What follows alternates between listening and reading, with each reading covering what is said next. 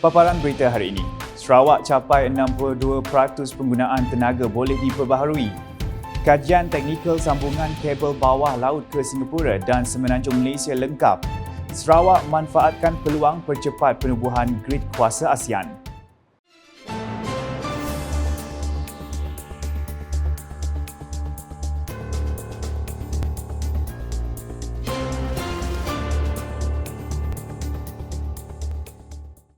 Assalamualaikum dan salam Sarawak Maju Makmur bersama saya Alfairis Jemurin. Sarawak telah melangkah jauh dalam penggunaan tenaga boleh diperbaharui dengan mencatatkan 62% tenaga yang digunakan daripada sumber tenaga hijau per tahun 2024. Premier Sarawak Dato' Patinggi Tan Sri Dr. Abang Abdul Rahman Zohari Tun Dato' Abang Openg berkata, pencapaian ini melebihi sasaran awal yang ditetapkan pada 60% sekaligus membuktikan komitmen negeri ini terhadap tenaga lestari.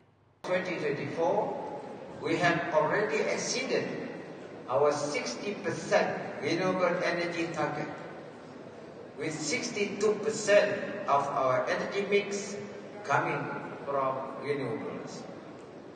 Beliau berkata demikian ketika menyampaikan ucap tama pada Minggu Tenaga Antarabangsa Singapura, SIU, di Singapura pada Isnin. Dalam pada itu, beliau juga menekankan bahawa pencapaian dalam sektor tenaga hidro telah membuka ruang kepada pembangunan inovasi baru. Have allowed us to pursue new innovation, such as the development of Malaysia's largest floating solar farm at Batang Air. Spanning 86 hectares, this project will offset 52 kilotons of carbon emissions annually, further reducing our carbon footprint. Tambah Dato' Patinggi Abang Zohari, Sarawak kini juga sedang meneroka teknologi Pump Hydro Energy Storage PHES yang akan digabungkan dengan tenaga solar terapung. Jelasnya, sistem ini akan memanfaatkan sinaran matahari yang banyak di Sarawak serta infrastruktur tenaga hidro yang sedia ada untuk meningkatkan keselamatan tenaga negeri.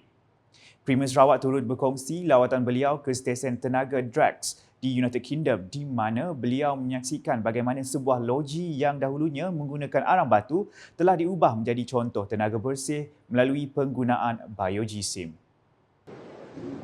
Inspired by such innovation, Sarawak is now embarking on its own journey to harness Napier grass as a renewable bioenergy source, with its ability to be harvested 3 times a year. This versatile grass can be transformed into energy-rich pellets. Currently, Napier grass pellets from a Bintulu plant are already being exported to the United Kingdom, further showcasing its potential in global energy markets. Hadir sama Menteri Utiliti dan Telekomunikasi Sarawak Datuk Seri Julaihi Narawi, Timbalan Menteri Tenaga dan Kelestarian Alam Sekitar Datuk Dr. Hazlan Abang Hibni, Setiausaha Kerajaan Sarawak Datuk Amar Muhammad Abu Bakar Marzuki dan Timbalan Setiausaha Kerajaan Sarawak Operasi Datuk Hee Chang Kee. Usaha Sarawak untuk menghubungkan sistem tenaganya dengan Singapura dan Semenanjung Malaysia melalui sambungan kabel dasar laut semakin menjadi realiti setelah kajian teknikal bersama Sembcorp Utilities berjaya dilaksanakan.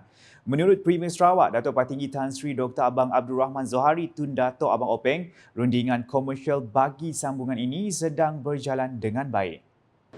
Commercial negotiation for this interconnection are progressing well, with Tenaga Nasional Berhad is conducting a pre-feasibility study for potential Sarawak to West Malaysia link. Beliau berkata demikian ketika menyampaikan ucap tama pada Minggu Tenaga Antarabangsa Singapura SIU di sini pada Isnin. Menurutnya, projek sambungan kabel bawah laut ini merupakan satu pencapaian penting yang akan memperkukuhkan peranan Sarawak dalam fasa seterusnya iaitu grid kuasa ASEAN. Sambungan tersebut bukan sahaja bakal meningkatkan keterhubungan tenaga antara negara-negara ASEAN tetapi juga akan membuka peluang untuk Sarawak berkongsi sumber tenaga boleh diperbaharui dengan rantau yang lebih luas. Dalam pada itu, Dato' Patinggi Abang Zohari juga menekankan bahawa negeri itu berpotensi menjadi bateri ASEAN dengan berkongsi sumber tenaga boleh diperbaharui yang majoritinya berasal daripada tenaga hidro kepada negara-negara jiran di Asia Tenggara melalui grid kuasa yang bersambung di seluruh Borneo dan ASEAN. Beliau turut menekankan bahawa menjayakan grid kuasa ASEAN memerlukan lebih daripada sekadar teknologi dan penyelesaian keuangan.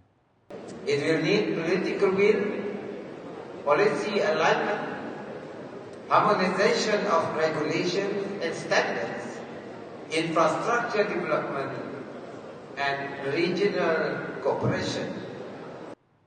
Sarawak akan memanfaatkan kepengerusian Malaysia dalam ASEAN pada tahun hadapan untuk mempercepatkan penubuhan grid kuasa ASEAN. Menurut Premier Sarawak, Dato' Patinggi Tan Sri Dr. Abang Abdul Rahman Zohari Tun Dato' Abang Openg, perbincangan antara Sarawak, Singapura dan Indonesia mengenai grid tenaga masih berjalan. Katanya Malaysia selaku pengerusi ASEAN akan memanfaatkan peluang ini untuk meneruskan perbincangan yang lebih serius dan mempercepatkan penubuhan grid kuasa ASEAN. Because this has to be consensus decision among ASEAN countries, and we are just the supplier of power. I think should be soon, and next year Malaysia is the chair of ASEAN, and Malaysia will initiate further discussion. Beliau berkata demikian dalam sidang media selepas menghadiri Minggu Tenaga Antarabangsa Singapura SEAU di sini pada Isnin. Dato' Patinggi Abang Zohari juga memaklumkan bahawa infrastruktur projek grid kuasa ASEAN mampu dilaksanakan pada tahun 2030. Target by 2030, the infrastructure is there because to lay undersea cable, it takes at least about 3 years. For 3 years. And then the other one is towards Peninsula Malaysia.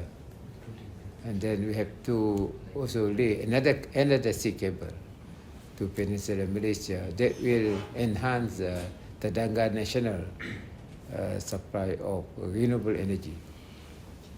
Kerajaan Sarawak dan Tabung Kanak-Kanak Pertubuhan Bangsa-Bangsa Bersatu UNICEF sedang bekerjasama dalam projek inisiatif perlindungan sosial terintegrasi sensitif kanak-kanak bertujuan untuk mengintegrasikan bantuan sosial untuk kanak-kanak dan intervensi awal kanak-kanak dan pendidikan keibubapaan. Premier Sarawak Dato' Patinggi Tan Sri Dr. Abang Abdul Rahman Zohari Tun Dato' Abang Openg berkata kerajaan mesti mengutamakan pelaburan dalam kanak-kanak bagi memastikan bahawa polisi adalah inklusif dan sensitif terhadap keperluan golongan paling miskin, kumpulan yang paling terpinggir termasuk komuniti luar bandar, pelarian dan kanak-kanak yang tinggal di kawasan kumuh bandar.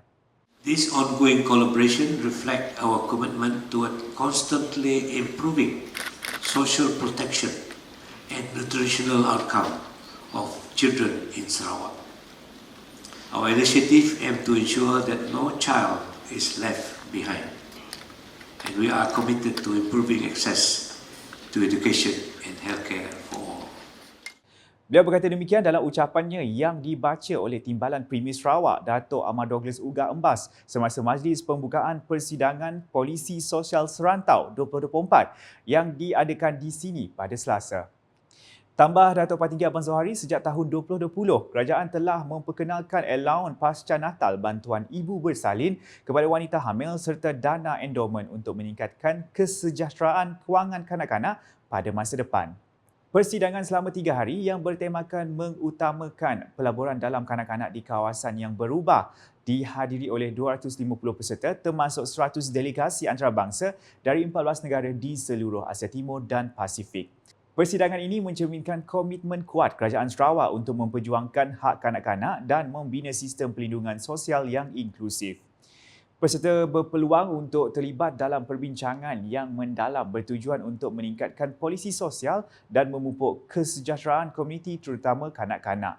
Turut hadir adalah Menteri Pembangunan Wanita, Kanak-Kanak dan Kesejahteraan Komuniti Datuk Sri Fatimah Abdullah, Timbalan Pengarah Wilayah UNICEF Asia Timur dan Pasifik Dr. Myo Zin Nyan, Wakil Negara UNICEF Malaysia Robert Gas dan tetamu lain.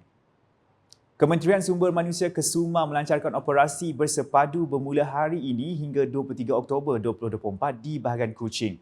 Pengarah Tenaga Kerja Sarawak Awang Raduan Awang Omar berkata operasi itu akan memberi tumpuan kepada pematuhan undang-undang perburuhan. Kali ini di Negeri Sarawak. Ini kali kedua kami mengadakan operasi yang di Kesumah lah, untuk Kesumah, khusus untuk jabatan-jabatan ataupun agensi di bawah Kementerian Sumber Manusia. Setiap wakil penguasa daripada jabatan-jabatan ini akan menguatkuasakan akta masing-masing undang-undang masing-masing lah. Beliau berkata demikian semasa Majlis Pelancaran Operasi Bersepadu Kementerian Sumber Manusia Kesumah Peringkat Negeri Sarawak di Wisma Perkeso, Kuching pada Selasa. Jelasnya operasi ini bertujuan untuk mengoptimumkan penggunaan tenaga kerja sedia ada selain memastikan pematuhan undang-undang perburuhan secara menyeluruh serta mengukuhkan aktiviti penguatkuasaan di setiap jabatan dan agensi yang terlibat. Selain itu, katanya operasi ini juga bertujuan untuk memperkukuh perkongsian maklumat dan data perburuhan di bawah Kesumah serta merancang penguatkuasaan secara sistematik dan teratur. Dalam ucapannya, beliau berharap operasi ini dapat mencapai matlamatnya dalam memastikan pematuhan undang-undang perburuhan dan meningkatkan kesejahteraan tenaga kerja di Sarawak. Sekian Buletin UKAS bersama saya, Al-Faris Jumurid. Sila like, share dan follow semua platform media sosial UKAS termasuk portal ukas.sarawak.gov.my dan UKAS channel di YouTube untuk perkembangan terkini berita dari Sarawak.